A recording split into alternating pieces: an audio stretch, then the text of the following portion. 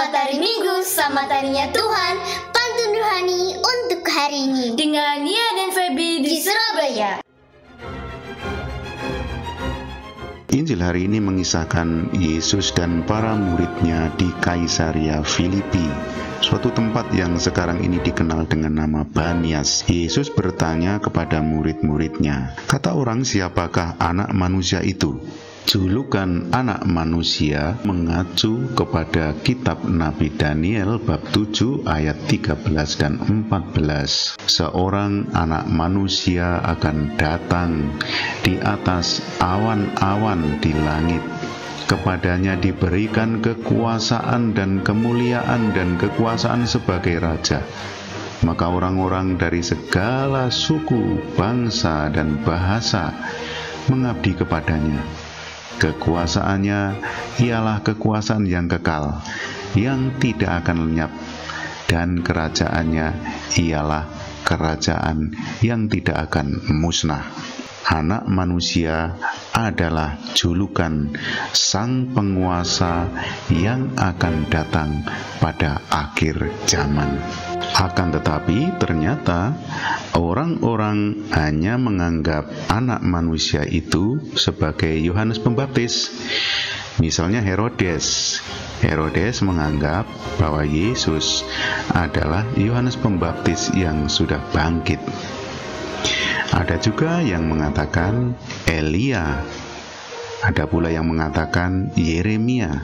Elia dan Yeremia adalah nabi-nabi besar yang tidak dikatakan meninggal. Mungkin Yesus adalah Elia atau Yeremia yang datang kembali. Ada juga yang mengatakan bahwa dia adalah salah seorang dari para nabi.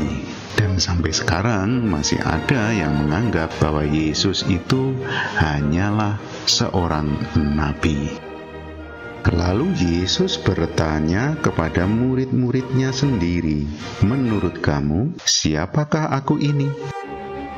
Tempat-tempat wisata mulai dibuka sebagai cara pulihkan ekonomi. Yesus bertanya pada para muridnya, "Menurut kamu, siapakah aku ini?" Dan Petrus menjawab, "Engkau adalah Mesias, Anak Allah yang hidup." Yesus adalah Mesias atau Kristus atau yang terurapi. Sebagaimana digambarkan di dalam sejarah Israel, Raja Daud dan Raja Salomo diurapi oleh Tuhan dan mereka mempersatukan suku-suku Israel jadi satu bangsa yang besar. Demikian juga Mesias akan mempersatukan segala suku, bangsa, dan bahasa di dalam satu kekuasaan Tuhan sendiri. Yesus menyatakan bahwa jawaban Petrus itu bukan dari pendapat manusia. Itu adalah wahyu Bapa yang di surga yang menyatakannya. Yesus mengatakan kepada Petrus, "Dialah batu karang, dan di atas batu karang ini didirikan gerejanya. Alam maut tidak akan menguasainya. Kepadanya diberikan kunci kerajaan surga. Apa saja yang diikat di dunia akan terikat di surga." Semua orang pasti ingin bahagia, tapi harus dengan cara bermartabat. Apa saja yang kamu ikat di dunia, di surga juga akan tetap terikat. Petrus yang mengakui Yesus sebagai Mesias diberi kuasa untuk mengikat di dunia, untuk menyatukan di dalam ikatan kesatuan di dunia ini.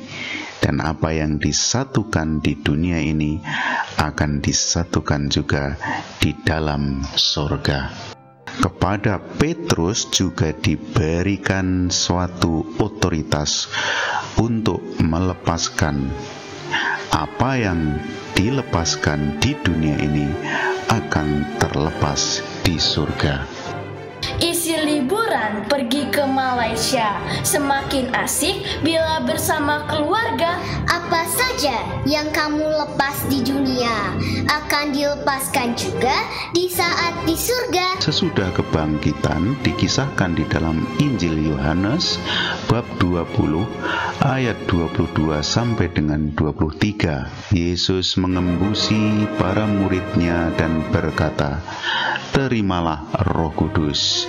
Jikalau kamu mengampuni dosa orang, dosanya diampuni." Para murid diberikan kekuasaan untuk mengampuni dosa, untuk melepaskan dosa-dosa.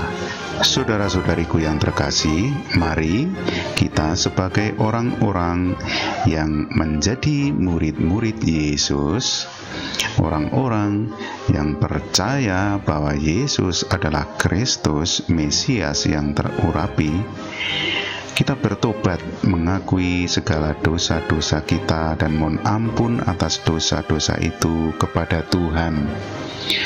Dan kita juga saling minta maaf, saling mengampuni satu dengan yang lain, supaya kita dapat bersatu di dalam ikatan keluarga Tuhan. Amin. Terima kasih, berkah dalam.